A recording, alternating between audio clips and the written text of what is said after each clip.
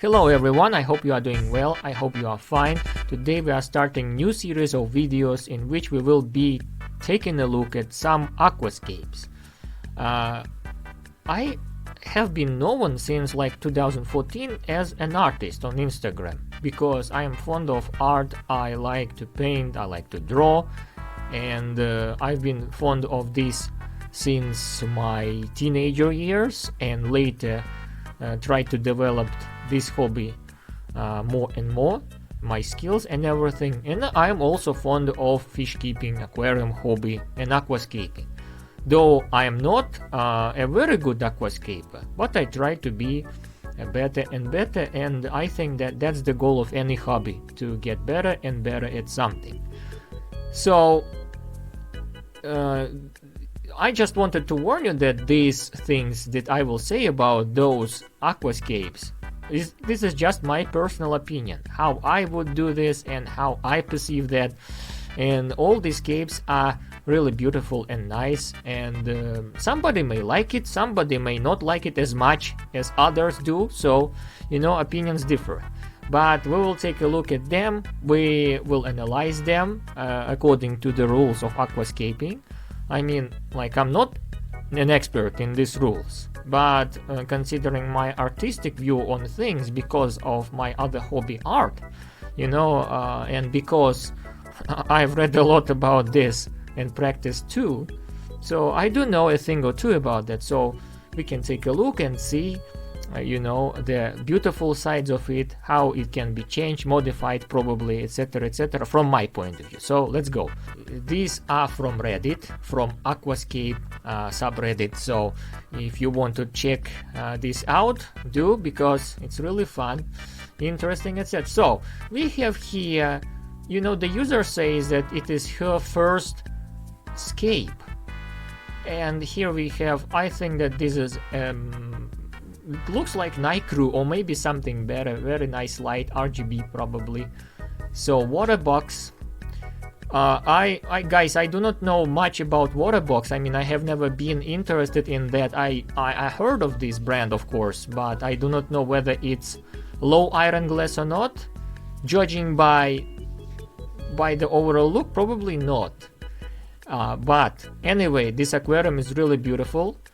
It's not a rimless one. I mean, like, take a look, there is something black. It's not completely low iron probably, and it's not rimless one. I mean, a classic, like when you look at ADA fish tanks, or maybe even brandless rimless tanks, maybe this is not the case. So anyway, very beautiful aquarium, and the plants, you see the driftwood here, and these stones, they fill the height of an aquarium. So it's very important to use up all the space you see in your fish tank in order to make an impact. So it makes a quick, instant impact that the hobbyist here, he or she put this driftwood in such a position, horizontal position, and I see some kind of off-center or triangle stuff happening right now.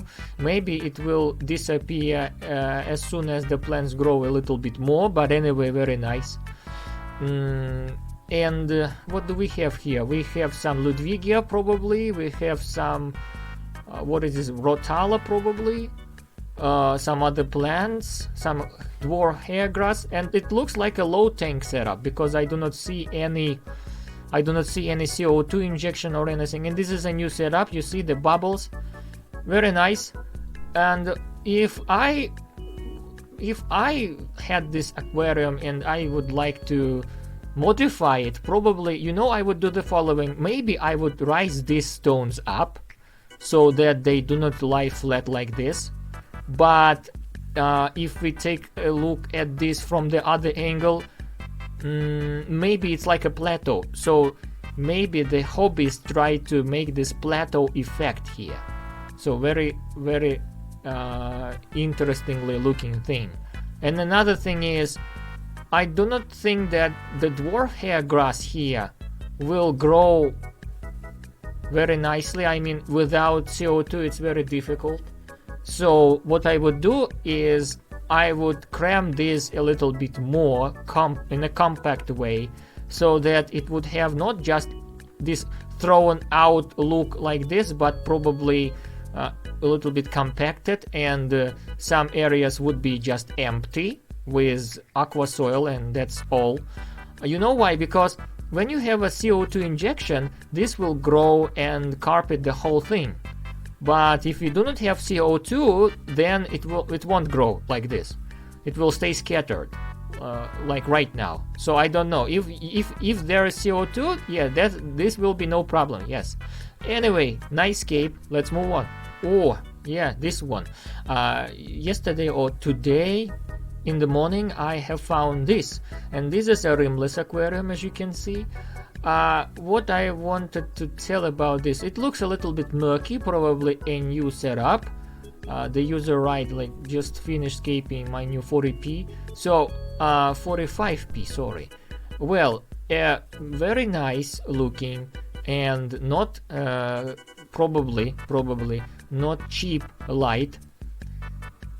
And the scape is one of those you can find on Green Aqua channel. It looks like a sort of Brazilian Iwagumi nature aquarium hybrid style, and everything is really nice. I mean, just take a look at those plants that are well thought out in what position they are supposed to grow in. And some of the plants are straight in the aqua soil, some not some, all of them, of course. Yes, and you see there are this sand path here that really create dimension. Like, the dimension right now is more, it seems like more than it is supposed to be. So another very nice idea every time in aquascaping is to create this slope. If you take a look at this aquarium from the side, you will see that the level of aqua soil is much higher in the back than in front. And when you create such sand path, it increases the impact of dimension in your fish tank. What I would do differently, well, you see this stone, it's kind of like on the same level as this one. So maybe if I wanted to tweak something, I would raise this stone a little bit up to just a little bit, like to this level, and maybe tilt it a little bit to the left, of course, not to the right, because if you tilt it to the right, everything will be just straight like this, all the three stones, and to the left maybe it would produce even a higher impact. But anyway, even like this, it looks just incredible. I think I would never achieve those results right now. No, you see, very beautiful and really thought out aquarium. So good luck with this. Good luck. We see some external filter, and nice filter, by the way. I guess that there will be CO2 injection, no doubt. Wow, this is nice. I like long tanks. Yes, I have always been in passion for long tanks. We see some Sagittaria here, some, probably this one is Java moss. Oh, Java fern, sorry. Yes, some Java ferns, yes, most likely. And neon tetras, you can never make a mistake with neon tetras. In a big tank, nice shoal, nice kinda, like school, it really shows well, creates an impact, and it stands out, in front of greenery. Well, what bothers me, this driftwood has much impact, but if I had this aquarium, I would probably make another angle so this twig looks a little bit like higher, like this. And pebbles, maybe I would scatter them a little bit in different angle positions, so this would be a little bit more chaotic like in nature. And I would also fill up this side more with these ferns already, because these are epiphytes, so you can adjust them here and there, and it's already an off-center composition, but maybe it would be even like more off-center if we had swords in here, and in here maybe some other smaller plants to the foreground, to the midground, whatever. So But anyway, even right now it looks really good looking. Well, nanos, wow. You see, I like this balance when the fish keeper finds such kind of, you know, balance between keeping the tanks tidy and at the same time keeping them wild.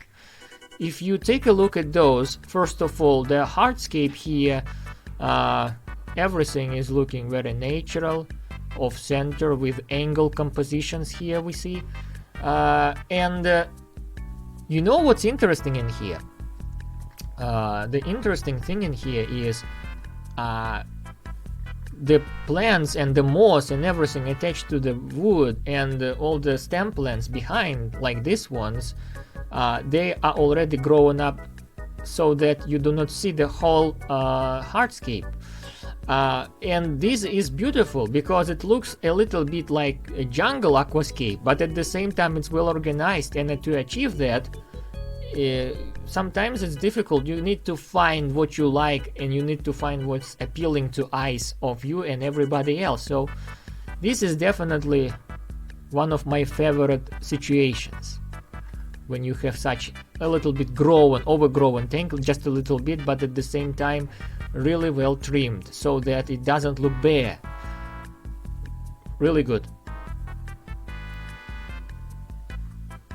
40p island style aquascape. Again, this 40p is one of those most popular sizes probably in aquascaping right now. Good looking tank with CO2 injection, and there are a lot of epiphyte plants. This is the island style composition we see in here, when everything is centered inside the hardscape, driftwood.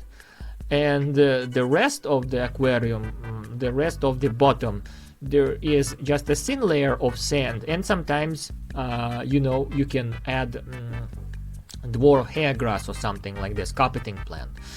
Well, beautiful aquascape. It looks like a classic ADA aquascape, with the use of plants, with the use of wood. And the island composition itself is very ADA, especially these classic approaches, and even the background, like there is a bluish tint to it, so I don't know, maybe there is a backlight, or probably not, because there is something hanging in here, and it seems like you can see the you know, the wall behind it. But anyway, nice, really nice. I think that these are haniguramis. Again, the classic choice for nature aquarium.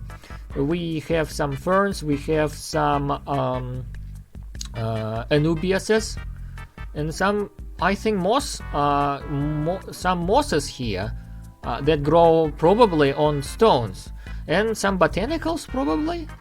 I don't know. Anyway, well, one of those tips for you guys: if you want to create an instant impact aquascape, just take a big piece of driftwood, so it looks like a crown. You see, there is a V-shaped crown effect, and fill it up with epiphyte plants inside it, and on it, like these anubiases and java ferns or something, and place it somewhere in your aquarium. You can even place it in the center, because the uneven nature of wood anyway will create a off-center you know, scenery. Or maybe you can even place it slightly off-center and fill up the bottom before this with bare sand or other non-nutritious substrate, but cosmetic, beautiful, and you will have success in creating an impact. So, well, really nice. I like this. All of them were impressive, and I hope you like this video, guys. I enjoyed it too. Before, you know, we've been focusing on some terrible aquariums and how to correct them, but this time I guess we will focus on good aquariums and what we can learn from them. You see, we analyzed right now all of them. We know you know, what to do and why they are beautiful, and we can learn from it, and probably we can add some more ideas, like, for example, how I could do that if I had them. But anyway, so this is just my opinion. Thank you very much for watching, guys. Stay safe, and see you next time in the next episode. Take care.